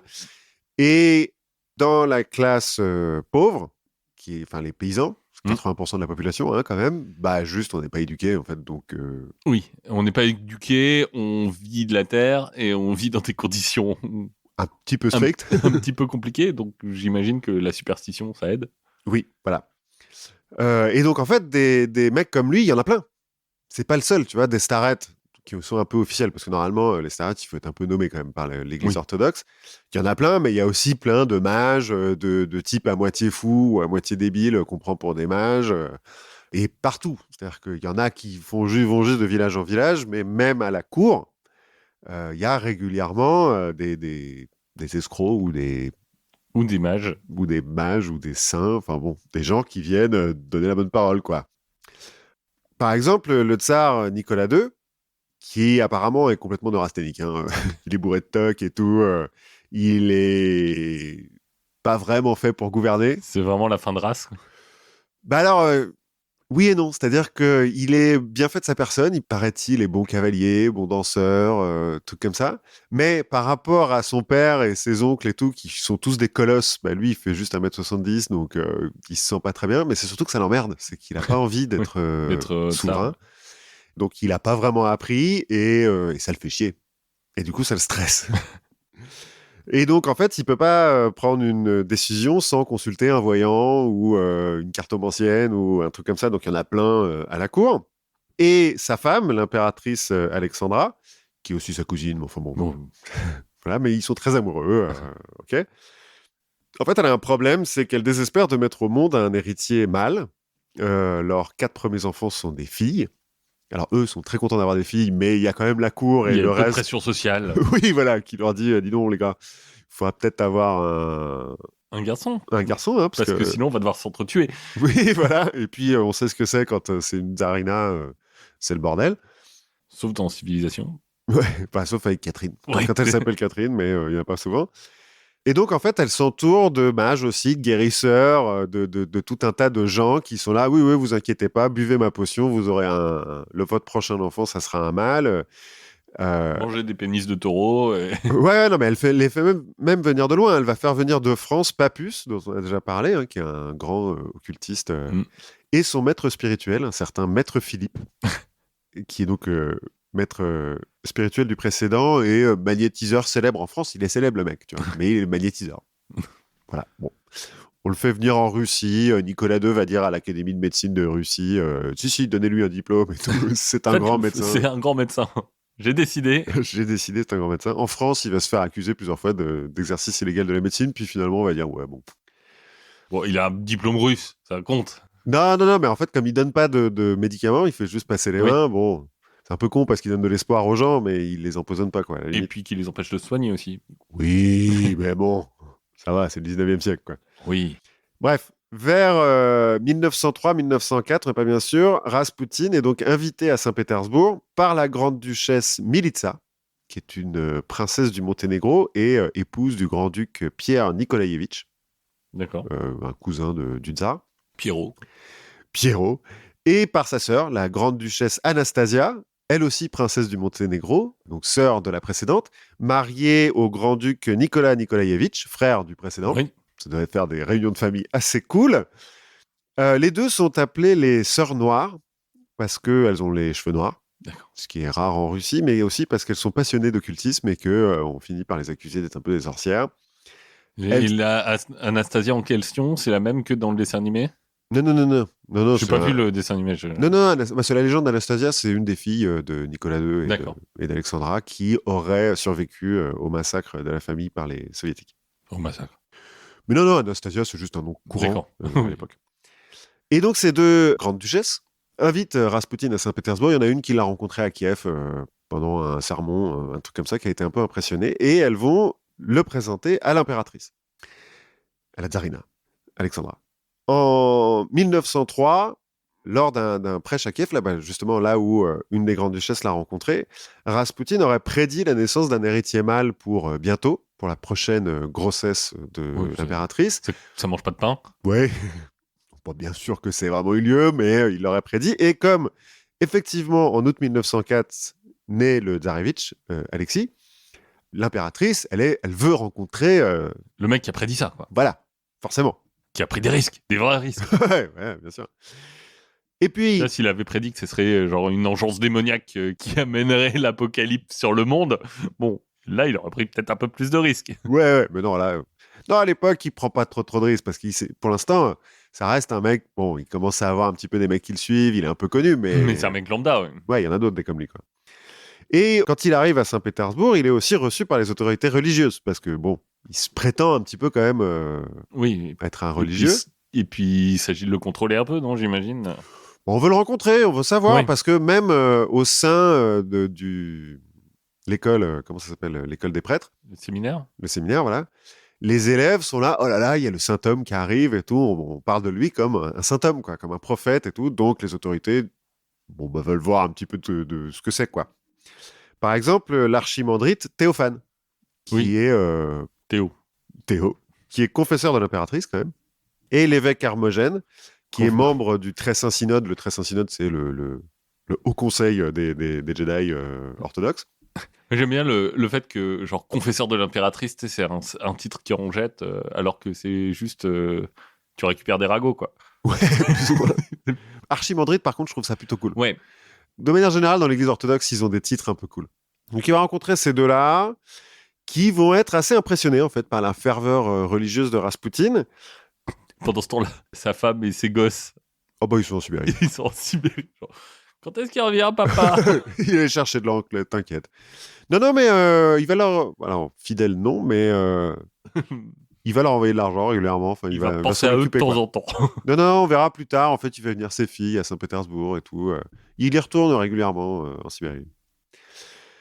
Toujours est-il, ils sont impressionnés par Raspoutine et ils sont là genre ouais, ok, bon bah cool, on lui met le cachet Saint-Homme et donc il peut aller rencontrer l'impératrice donc en 1905 a priori. Et donc il est bien recommandé, quoi. C'est cool. Il se trouve qu'en 1905, le tsarevitch, à qui sa mère a transmis l'hémophilie de la reine Victoria, parce que donc l'impératrice est la petite fille de Victoria d'Angleterre. Bon, enfin, comme toutes les têtes couronnées d'Europe, hein, mais... C'est ça, à un moment ou à un autre, tu passes par Victoria. Voilà. Et donc, elle a transmis l'hémophilie à son fils, qui, chez les mâles, enfin chez les hommes, c'est plus grave. Donc, c'est un peu grave. Tout le monde a peur que l'enfant meure, surtout que donc il souffre d'un hématome au genou. À ce moment-là, il est tombé. Bon, bah, quand t'es hémophile, ouais, quand t'es un gamin, bon... Oui, voilà. Un gamin, ça tombe. Ça tombe et ça a les genoux râpés en général assez souvent. Ouais.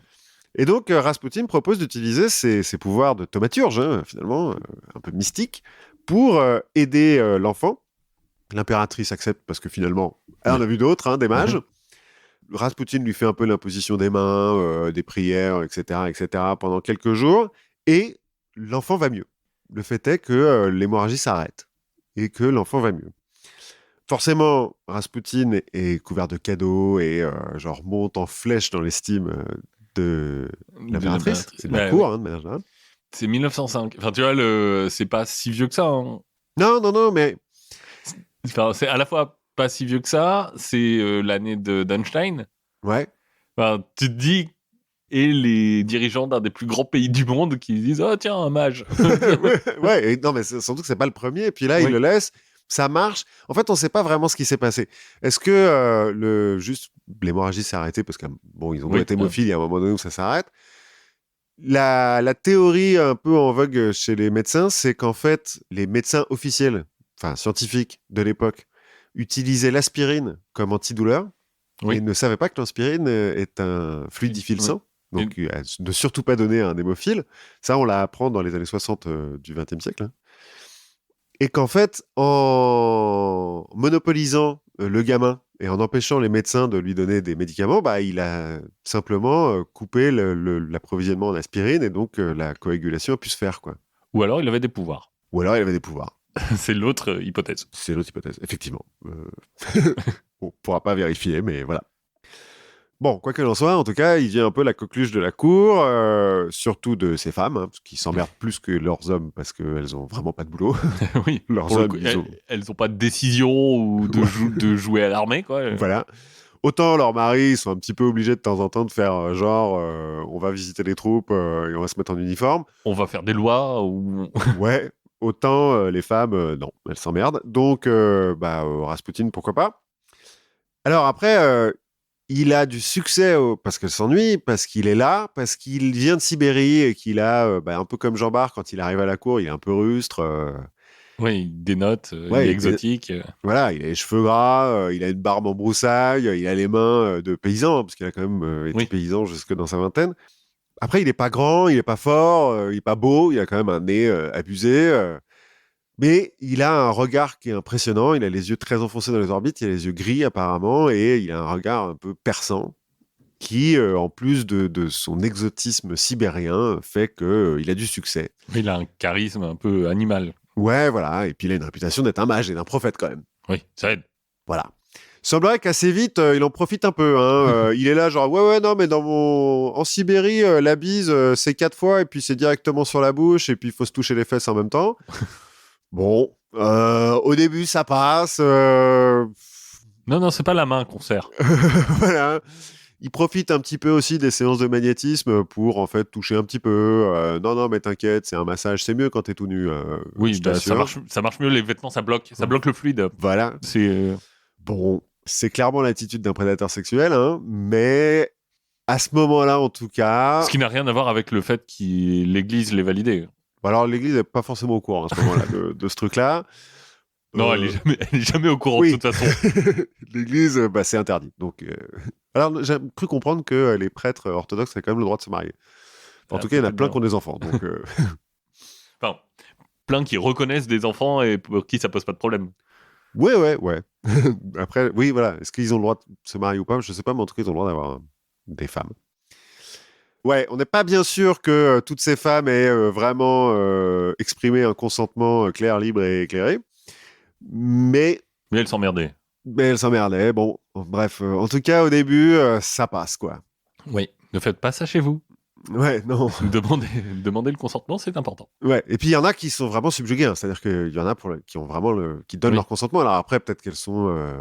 sous influence. Oui. Sous influence, mais il y a notamment Anna Virubova, qui est demoiselle d'honneur et confidente de l'impératrice, qui a 21 ans à l'époque, donc qui est toute jeune et qui, elle, est complètement sous l'emprise de Rasputin, mais bon, plus ou moins elle-même, quoi. Oui. Bon, mais en 1905, il y a un peu d'autres trucs qui se passent en dehors des intrigues de palais, en Russie. Alors déjà, il y a une grosse défaite contre le Japon. Hein. C'est la première fois qu'un pays asiatique gagne dans une guerre moderne contre un pays occidental. Ce que j'ai découvert d'ailleurs, c'est que si les Russes ont perdu, c'est surtout parce que la guerre, elle se fait surtout au fin fond de la Sibérie. Oui. Et qu'en fait, ça leur coûte ultra cher. Oui, de mettre des gens là-bas, quoi. Ouais, d'envoyer des canons et des armées et du ravitaillement là-bas. Enfin, le budget de la guerre pour l'Empire russe par rapport au Japon, c'est 1%, quoi. D'accord. Donc, à un moment donné, ils ont plus de thunes, donc ils arrêtent. Cette défaite, ça pèse un petit peu sur la Russie. Et au même moment, on a des revendications de la classe ouvrière qui est assez récente, parce que l'industrialisation de la Russie se fait un peu tard par rapport aux autres pays d'Europe. Soutenue par les étudiants qui ont eu le malheur de lire Marx. Islamo-gauchistes. Voilà, comme d'hab. Et les paysans qui, donc, je l'ai dit, depuis 1861, sont plus serfs, mais pas loin. Ils vont réclamer des trucs à la con, genre les droits de vote, le droit d'être consulté de temps en temps. Alors ça, c'est les étudiants et la classe moyenne. Les paysans, ils vont juste réclamer le droit d'être propriétaires de leur terre et de pouvoir garder ce qu'ils font pousser, en fait, pour survivre. Bref, tout le monde s'allie un petit peu là-dedans. Et comme Nicolas II, c'est pas, je l'ai déjà dit, un fin politicien, tout ce qu'il trouve à faire quand ce beau monde vient manifester à Saint-Pétersbourg, c'est d'envoyer la troupe. Ça s'appelle le Dimanche sanglant, il y a 200 morts. C'est le début d'une petite révolution. Alors, bon, on appelle ça une révolution, mais au final, Nicolas II va garder son trône. Reste, mais il va démocratiser. C'est là où on va commencer à voir les soviets et les trucs comme ça. Voilà, il y a les premiers soviets, effectivement, et puis à la fin de 1905, il va accepter la création de la Douma, d'un Premier ministre, et d'une constitution même. Hein. Bon. Ce qui doit finalement plutôt lui convenir. Alors oui et non. Parce que ça le fait chier d'être dirigeant, mais quand même, ça le fait chier de pas l'être non plus. Ça le fait chier de plus avoir le pouvoir absolu, qu'il y a des mecs qui disent non, enfin, à qui il faut qu'ils demandent leur avis. Quoi. Oui. On va voir d'ailleurs qu'il va mettre des premiers ministres qui sont de plus en plus conservateurs pour en fait garder le pouvoir, plus ou moins. Mais tout le monde essaie de tirer son épingle du jeu, hein, comme dans toute révolution dans ce truc-là, y compris Rasputin. Et en gros, les forces politiques en présence, tu as des socialistes révolutionnaires qui sont les grosses forces de gauche, il y a un peu de bolcheviques, mais à l'époque, c'est pas vraiment représentatif, qui sont soutenus par le prolétariat, hein, ouvriers et paysans. T'as le Parti constitutionnel démocratique qui est centriste, classe moyenne, de droite. Et l'Union du peuple russe, qui est conservateur extrême droite, soutenu par les centuries noirs, qui sont des proto-fascistes. Hein. D'accord. Faut dire, eux, il n'y a pas trop de doute sur leur volonté. Déjà, quand t'aimes bien l'uniforme, que ton uniforme est noir, c'est... Ouais. Il y a des chances que tu sois parmi les méchants. Ouais, il y a un truc. Et le clergé, qui veut aussi tirer son épingle du jeu dans cette histoire, se divise entre centristes et conservateurs. Hein. Ils sont pas trop socialistes, le clergé. Le clergé, rarement. Hein. Ouais, bizarrement. Rasputin, lui, il n'a pas vraiment d'idéologie, mais comme il a l'oreille de l'impératrice et donc dans une moindre mesure du tsar, il ne peut pas s'empêcher de donner son avis, parce qu'on lui demande en même temps, donc voilà. D'abord, il est partisan de la paix entre le Japon et la Russie, parce que dans les Balkans, après, il va y avoir un peu des problèmes avec l'Autriche et tout. Il va dire non, il faut faire la paix. En gros, il est pour la paix. Pas particulièrement parce qu'il est humaniste, mais... Parce que ça donne moins de pouvoir aux militaires. Oui, je pense qu'il y a un peu un truc comme ça. Et en fait, ça lui permet, en étant pour la paix, de s'aligner avec le leader des centristes, le comte Witte, qui est cousin de Madame Blavatsky. Rien à voir, mais voilà. Blavatsky, oui, pardon. Ancien ministre des Finances, c'est lui qui a industrialisé la Russie, qui a négocié la paix avec le Japon, c'est le premier ministre, c'est un peu le mec qui pèse et tout. Ouais, c'est le mec qui fait vraiment de la politique. Ouais. Et donc, comme leurs intérêts s'alignent, Witte va dire « Mais si, Rasputin est très intelligent, faut l'écouter et tout, c'est hyper bien ce qu'il dit. » C'est hyper bien ce qu'il dit, parce qu'il dit comme moi. Voilà, plus ou moins. Sauf que Rasputin, il sait aussi quelle est la main qu'il nourrit, en l'occurrence celle du tsar. Donc, il va prendre position aussi pour défendre le pouvoir du tsar, qui veut le garder. Et en même temps, il sait que sa position elle est un peu fragile, donc il va essayer de se faire des alliés, notamment auprès du clergé, parce que finalement, il a beau n'être ni prêtre ni moine, il est quand même censé être religieux, quoi. Oui, à un moment, si on décapite tous les prêtres, il risque d'y passer. Voilà. Donc, outre l'archimandrite Théophane, avec qui il est déjà copain, et l'évêque Hermogène, il va se faire pote avec le hiéromoine Iliodore, le moine fou. Alors, parce qu'on appelle souvent Rasputin le moine fou, mais en fait, il n'était pas moine, Rasputin. Il y en avait déjà un. Voilà. Surtout, il y en avait déjà un. Il s'appelle Iliodore. Bon, moins connu, mais voilà. Il est hiéromoine. Donc... Ouais, alors c'est moine plus, okay. Hiéromoine. C'est super moine, quoi. Ouais, plus ou moins. C'est moine level 20. Non, en fait, c'est moine qui a le droit de donner des messes. D'accord. Et on va voir qu'Iliodor, il va donner beaucoup de messes, parce que lui, il va avoir des milliers de types qui le suivent, quoi. Si on l'appelle le moine fou, c'est en partie pour ça. Et en fait, il va se faire pote avec les deux derniers, là, Hermogène et Iliodor, parce qu'il va intercéder auprès du tsar en leur faveur. Parce qu'ils vont... c'est un peu des cons, les deux, là.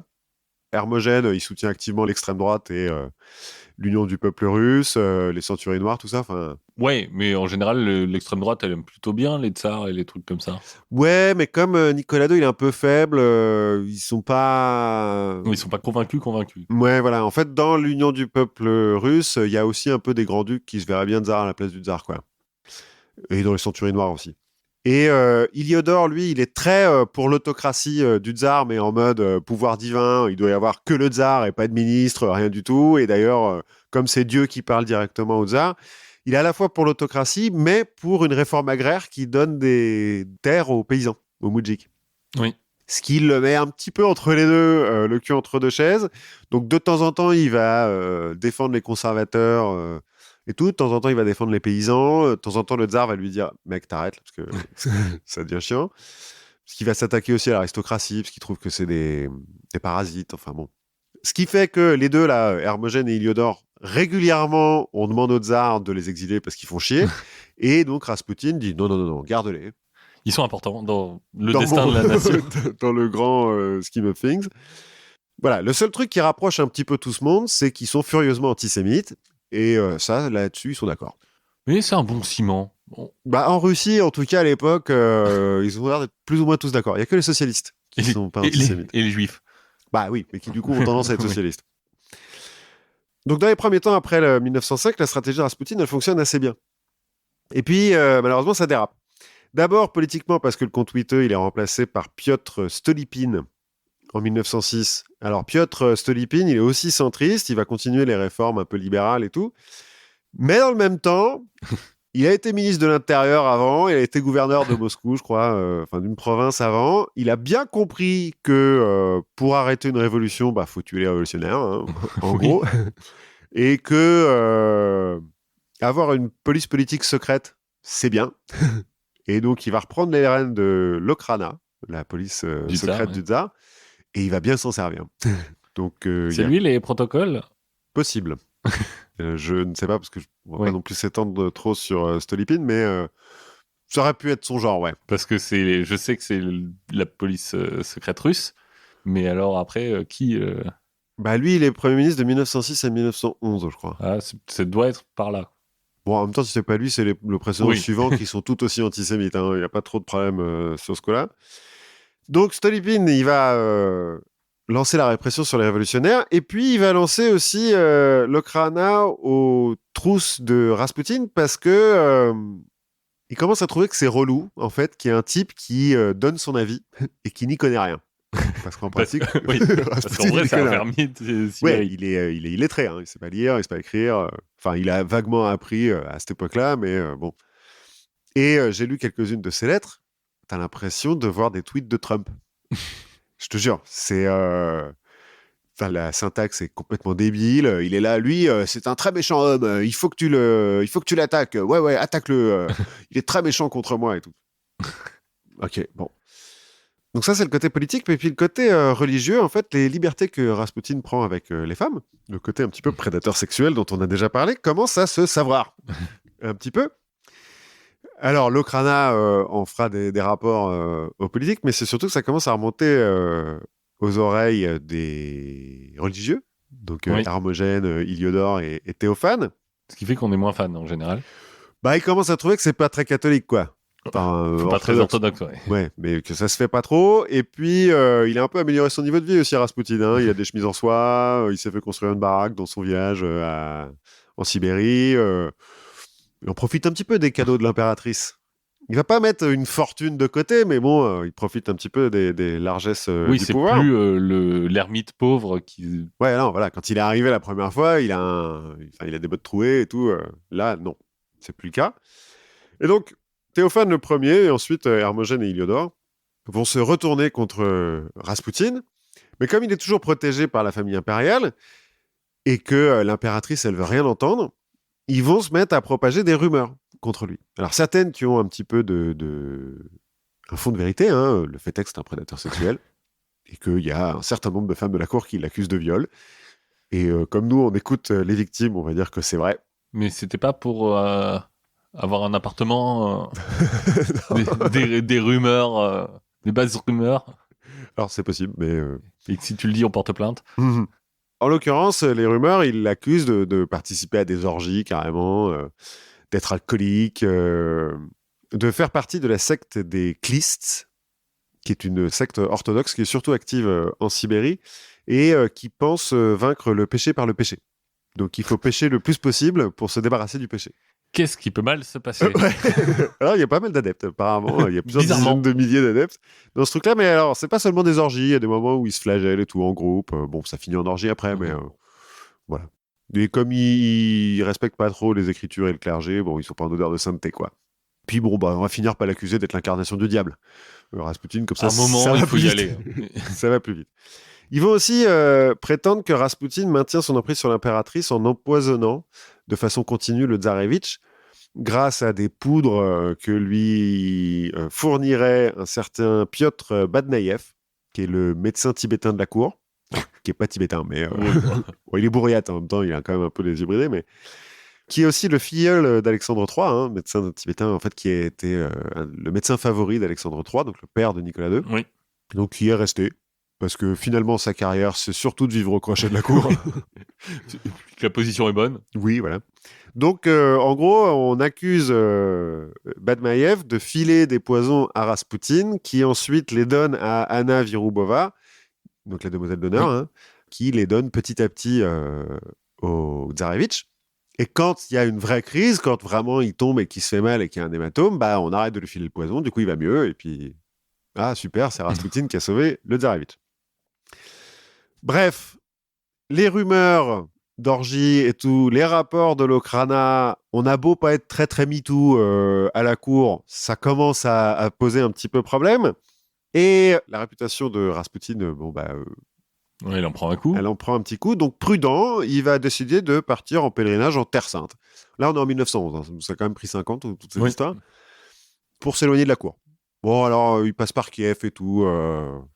il pourrait passer par la Sibérie, mais non, ce serait revoir sa femme et ses gosses. non, mais il y retourne régulièrement. Théophane, par exemple, l'archimandrite, là, il commence à avoir des doutes quand il va avec Rasputin en Sibérie, dans son village natal, et qu'il voit qu'il a une maison à 2 étages, et qu'à l'étage, c'est hyper luxueux et tout, et il fait mais dis donc. D'où ça vient? C'est un peu louche, quand même, tout ça. Écoute, la ferme, ça rapporte. Voilà, ma femme est hyper forte. Elle a la main verte. Bon, mais en septembre de la même année, donc septembre 1911, coup de chance. Surtout que, apparemment, Rasputin l'avait prédit.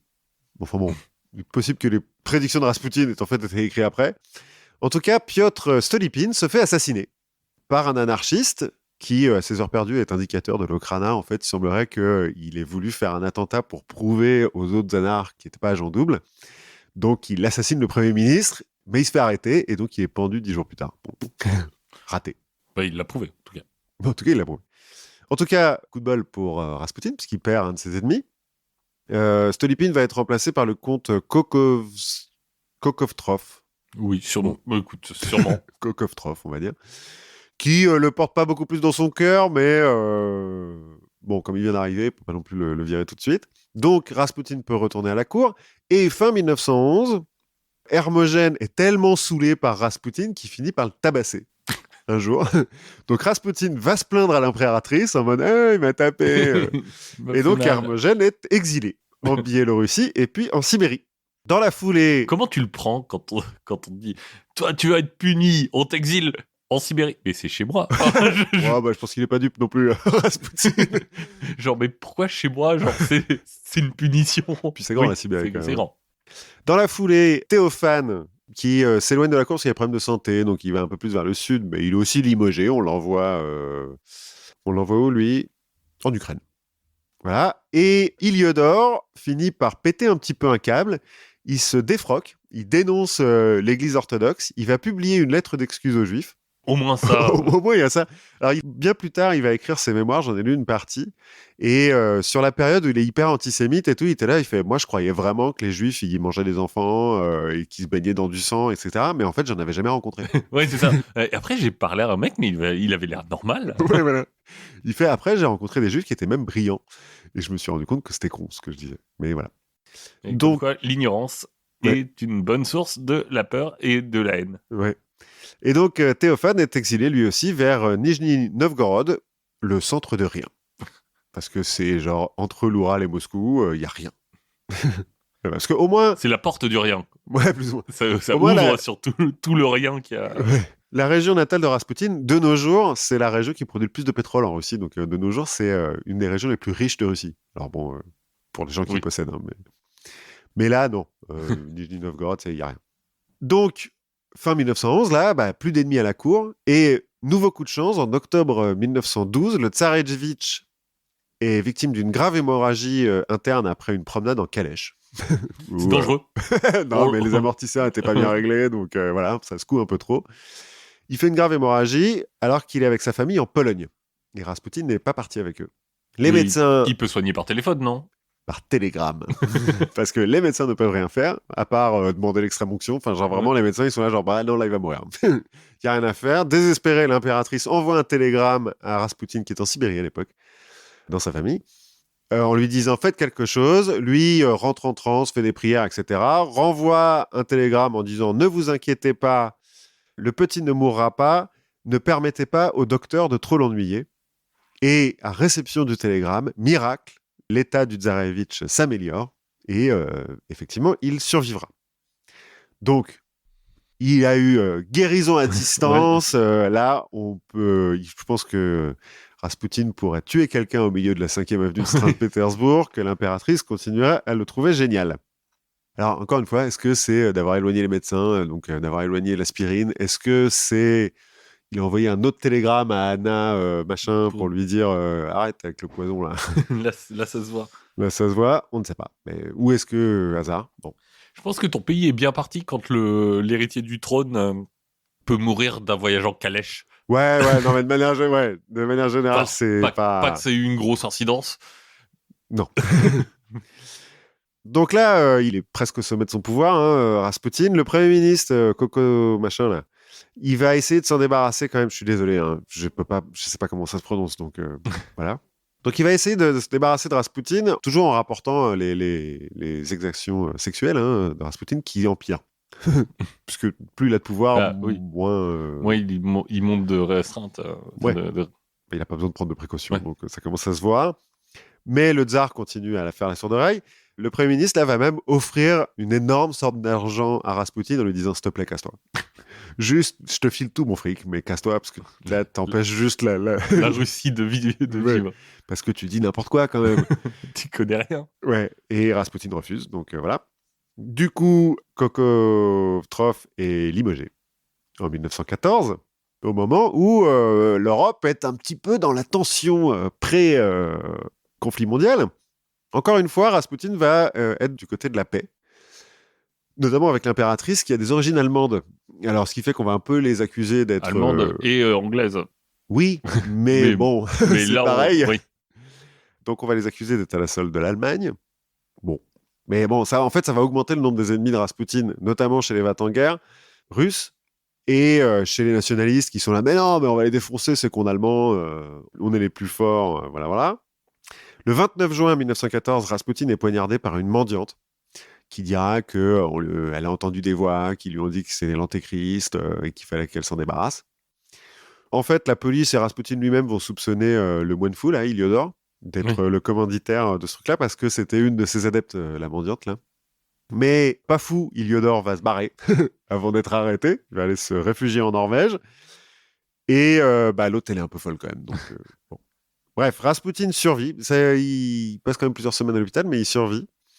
Et après ça, il plonge... Enfin, ça le touche quand même. Donc, il plonge encore un petit peu plus profondément dans l'alcool et la débauche. Et la paranoïa. Bon... Un bon cocktail. Un bon cocktail quand c'est toi qui prends les décisions pour le pays. Ouais, voilà.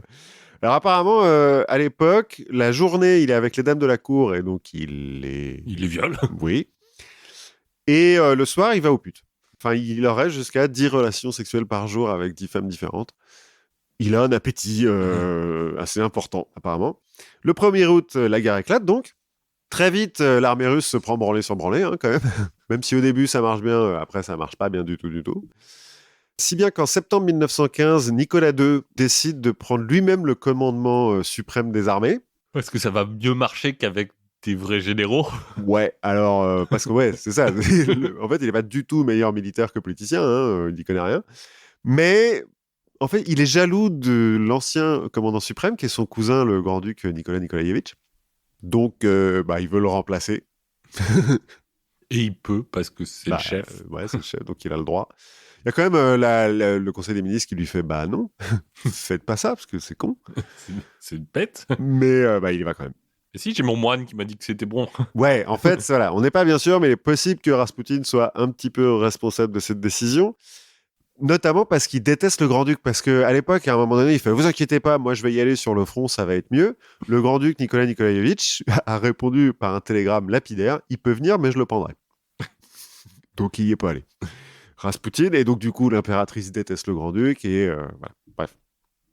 Toujours est-il, le tsar y va, et laisse les affaires courantes à sa femme, l'impératrice, et donc à Rasputin, plus ou moins. Oui, c'est ça. Parce que... Ils sont tous les deux formés à la politique et à diriger un pays. À la limite, l'impératrice, un peu, elle a toujours été dans les hautes sphères. Oui, mais je suis pas sûr qu'elle ait fait beaucoup de macroéconomie, quoi. Non, sûrement pas. Bon, elle a quand même le conseil des ministres autour d'eux, mais... Oui. Et Rasputin, autant dire que pas du tout. Mais là, son emprise sur l'impératrice, elle est totale, notamment parce qu'il n'arrête pas de lui rappeler que si il est viré de la cour, le tsarevitch mourra. Ouais. Dans une menace plus ou moins. Mais bon, quand c'est dit par un prophète, oui, c'est ça passe. C'est un bel enfant que vous avez, ce serait dommage qu'il lui arrive quelque chose. N'oubliez pas, moi j'ai vu dans mes visions que si je m'en vais, il meurt. Donc le pouvoir de Rasputin est à son comble, mais aussi sa débauche et son alcoolisme et tout ça, et le nombre de ses ennemis. Et donc, début 1916, Héliodore d'abord va fomenter un assassinat contre Rasputin qui va échouer. Du coup, il va se réfugier à New York. Là, il se dit, on va peut-être mettre un peu de distance entre moi et tout ça. Et dans la nuit du 16 au 17 décembre 1916, le prince Félix Yusupov, l'homme le plus riche de Russie, plus riche que le tsar, le grand-duc Dimitri Pavlovitch, cousin du tsar et amant du précédent, et un député d'extrême droite, un officier de l'armée, un médecin et possiblement un agent secret britannique, on n'est pas bien sûr pour le dernier, vont fomenter eux aussi un complot. Ils vont inviter Rasputin, donc à la nuit tombée, chez le prince, sous prétexte que sa femme l'a demandé. Et donc, Rasputin, il est prévenant, quoi. Il veut bien rendre service. Donc, il y va. Alors, la légende, alimentée un petit peu par le prince qui a complètement caviardé ses mémoires, parce qu'en fait, il y a plein de preuves que ce qu'il dit, c'est faux, mais bon, voilà. La légende veut que les conjurés ont d'abord tenté de l'empoisonner au cyanure, en mettant du poison dans un gâteau et dans du vin. C'est le pudding à l'arsenic. Voilà. Puis, voyant que Rasputin résistait au poison, lui ont tiré dans le dos. Ensuite, l'ont laissé pour mort, mais quelques dizaines de minutes plus tard, Rasputin se relève, s'attaque au prince, s'ensuit une bagarre pendant laquelle Rasputin est poignardé, mais continue à se battre, et finalement, les autres conjurés tirent à nouveau sur Rasputin, notamment une balle en plein front.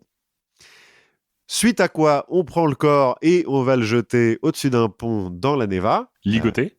La rivière locale. Alors, ouais, selon les versions, il est ligoté ou pas. Et Rasputin se serait noyé dans la Neva parce que la légende veut qu'à l'autopsie, on ait retrouvé de l'eau dans ses poumons.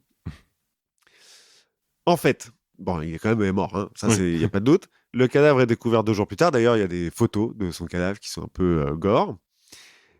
Et le rapport d'autopsie, parce qu'il y a eu une autopsie, c'est un mec connu, clairement, il a une balle entre les 2 yeux, donc il n'est pas mort de ça vraiment. Et une dans le dos. Non. Et 2 dans le dos, en pratique. Ouais, donc c'est pas forcément un suicide. Ouais, on a des doutes. Bon, le rapport d'autopsie a disparu. En partie. Plus d'encre, encore. Non, on pense que c'est surtout les soviétiques qui ont voulu un petit peu étouffer tout ça. Mais ceux qui l'ont consulté avant qu'il disparaisse affirme qu'il n'y avait pas de traces d'empoisonnement. Et d'ailleurs, le médecin qui était censé donner du poison a dit beaucoup plus tard que non, en fait, il n'avait pas de poison sous la main, donc il leur a filé autre chose. Qu'il n'y avait pas d'eau dans les poumons, donc toujours sur le rapport d'autopsie, donc il ne s'est pas noyé. Hein. A priori, il est bien mort d'une balle dans la tête. Comme souvent les gens qui prennent une balle dans la tête. Voilà. Et que le coup de couteau et les contusions sont post-mortem. En fait, les mecs se sont acharnés sur le corps après. Bon. Une autre légende veut que la servante qui a découvert le corps aurait découpé le chibre de 29 cm de Rasputin, fameux dans tout Saint-Pétersbourg, lequel chibre fut ensuite vendu aux enchères à Londres et exposé en même temps au musée de l'érotisme à Saint-Pétersbourg. En fait, à l'ombre, c'était un concombre de mer. Et dans le musée de l'érotisme de Saint-Pétersbourg, c'est un sexe d'éléphanteau. Pauvre éléphant. J'espère qu'il était mort. Ouais. En tout cas, le sexe de Rasputin n'a pas été D'accord. coupé. Ce truc impressionnant qu'on voit flotter dans du formol. A priori, c'est le sexe d'éléphanteau. Pour peut-être le concombre de mer, enfin. Bon, toujours est-il, ce n'est pas sa bite à lui. Bon, le problème, c'est que son corps, les soviétiques l'ont brûlé. Et ont répandu les cendres dans la forêt pour pas qu'il y ait de commémoration, de pèlerinage. Culte de Rasputin. Ils vont d'ailleurs se servir de sa débauche pour justifier un peu la perversité du régime tsariste. Il y a une dernière légende qui veut que Rasputin avait prédit son assassinat et qu'il aurait dit, il aurait même écrit dans son testament que s'il était tué par des gens du peuple, ce serait pas grave, mais que s'il était tué par des aristocrates, alors le sang des Romanov coulerait sur toute la Russie. Et de fait, les Romanov, à peine 2 ans plus tard, ils y passent tous, quoi. À part peut-être Anastasia, mais enfin bon. Voilà. Donc, est-ce qu'on a répondu à notre question ? Est-ce que Rasputin était vraiment un gourou ou pas ? En fait, je pense qu'il aurait pu le devenir s'il n'avait pas rencontré l'impératrice. Qu'il était un gourou pour l'impératrice. Oui, à la limite. Tu vois, est-ce que c'est pas plus simple d'avoir l'emprise sur une personne qui est super puissante plutôt que de te faire chier à développer ta secte Ouais, oui, d'un point de vue... finalement, il a eu la débauche sexuelle. Bon. L'argent. Il a eu l'argent, même si, a priori, il a quand même pas amassé, je le disais, une grosse fortune, mais enfin, il a élevé son niveau de vie. Le pouvoir. Il a eu le pouvoir, bon, même s'il en a fait un peu n'importe quoi, parce qu'encore une fois, c'est pas non plus un génie, Rasputin. Je pense que c'est un très grand manipulateur. Mais vraiment, les lettres, t'as l'impression de lire des tweets de Trump, quoi. Qui n'est pas non plus forcément un génie. Alors, c'est un génie très stable. C'est lui qui l'a dit. C'est lui qui l'a dit. Donc, a priori, ça va être vrai. C'est toi qui as lu son livre, en fait. Oui, c'est vrai. Mais c'était avant que ce soit un génie très stable. Ouais, voilà. Bref, voilà. La vraie histoire de Rasputin, était-il un mage ? On ne sait pas. On ne sait pas. Mais en tout cas, on a appris plein de trucs. On a appris énormément de choses. Et je vous propose de continuer à apprendre énormément de choses en réécoutant les vieux épisodes, en écoutant d'autres podcasts, notamment ceux du label Podcut, que vous pouvez soutenir grâce à son Patreon. Tout à fait. Si vous voulez écouter notre petit passage chez nos amis de Tartine Ta Culture, ça doit être disponible au moment où vous écoutez ça. On a parlé de musique, on a parlé de Gourou, on a parlé de Sébastien Tellier, des Beatles et tout ça. C'était très chouette, merci à eux. Et nous, on se retrouve la prochaine fois. Oui, à la prochaine fois.